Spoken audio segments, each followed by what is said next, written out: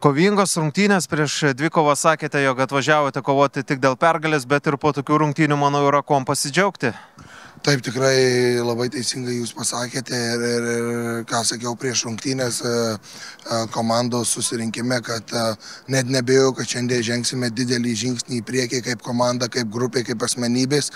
Tai manau, tą ir padarėme ir sakau, matau, kaip jie dirba kasdien ir ko yra verti mano vaikinai ir sakau, didelį pagarbą, ką jie paliko aikštėje. Tikrai žaidėme, taigi nesu bet kuo. Tai net nebejau, kad šiandien dėsim didelį žingsnį. Labai džiaugiuosi, kad vaikinai tą ir parodė tą charakterį, nes tikrai pirmas kėlinys, kaip jie uždarė mus. Bet surado vaikinai jėgų, tikėjau, visada pakėlė nosį, žaidė, visada, labai didžiuojuosi, kad jie leidžia būti jų treneriumi. Tas antras kėlinys apskritai toks fantastiškas, ypatingai kai krito tie ir įvarčiai puolime, atrodė turbūt vienas iš tokių geriausių pasirodymų, gal net ir imant ir praėjusį sezoną. Aš manyčiau, turėjom ir daugiau biškai kokybės, dar vis tiek sezono pradžia, dar komanda šlifuojasi, tiek mane labiau supranta, ko aš noriu iš jų, tiek jie tarpusavį tą tokį tarpusavio supratimą atranda vis daugiau ir daugiau. Tai manau, dar tikrai turim iš ko kilti, o tas antras kėlinys tikrai labai tenkino, kiek vaikinai atidavė, net nežinau, tik dėl raudonos.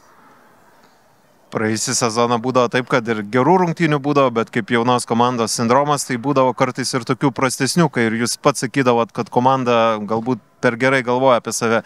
Jaučiat, kad šį sezoną ir tos patirties jau yra daugiau, ir naujokai atvykę patyrę, ir tie komandos jaunesni žaidėjai jau vis tiek užsigrūdinę? Tai visiškai taip, nes jau, kaip ir sakėte, tie jau žaidėjai paaugę, jau jie žino, ko tikėtis tose rungtynėse. Praeitais metais kiekviena minutė buvo nauja patirtis, jau dabar truputį mažiau tų naujų patirčių, plus prisijungia tikrai kokybiški patyrę žaidėjai, kurie labai daug svorio duoda. Tai visiškai matosi ta branda netgi, tas kentėjimas toksai visai kita kokybė, manau. Na ir dabar šiek tiek apie tą raudoną. Kokios emocijos tuo metu vyrė jūsų viduje? Emocijos, pamačiau, kad mūsų žaidėjas nukritęs, tiesiog norėjau pristabdyti.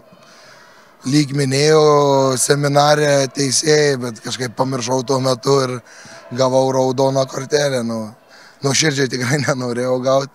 Dabar ką, gausiu baudą prieš komandą, jau girdėjau, jau jie ten derina, kad kažką jau turėsiu pirkti.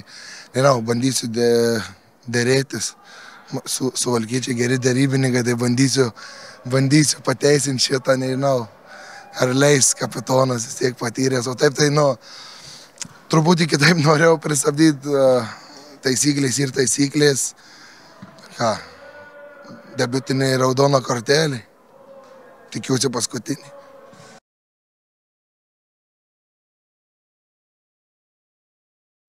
Тренер, ваш комментарий о матче? Мы перед матчем говорили, что весенний футбол такой, у всех большое желание, есть где-то не настолько сыгранные команды, чтобы не допускать ошибок. Эти ошибки и привели к голам. Я думаю, для зрителей было с удовольствием посмотреть 6 забитых мячей в одном матче. Достаточно много. А так, стараний много, ошибок тоже. Komanda įmušė 3 įvarčius, bet praleido 3 įvarčius. Ar gynyba yra tai, kas dabar labiausiai jūs neramina? Да, надо работать над тем, что мы видим. Забитые голы – это не очень хороший показатель в наши ворота. Да? Поэтому есть над чем работать, будем разбирать, будем работать над этим. Kiek dar papildymų galima tikėtis jūsų komandoje ir kokios pozicijos žaidėjo galbūt labiausiai ieškote? Поживем, увидим.